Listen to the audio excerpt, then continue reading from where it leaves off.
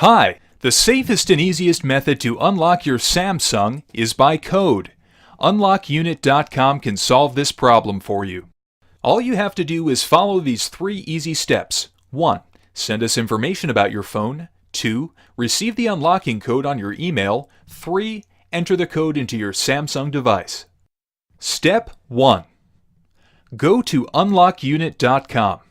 Choose your phone manufacturer, Samsung.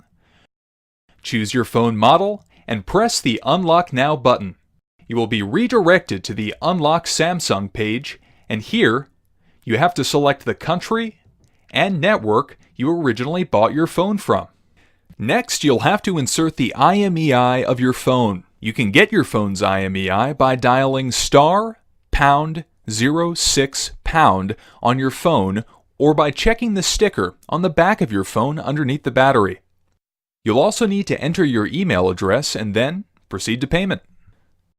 Step 2. You will receive the unlocking code and all the necessary instructions on your email in the shortest time possible. Step 3. You have to insert another carrier's SIM and wait for your phone to ask for the unlocking code.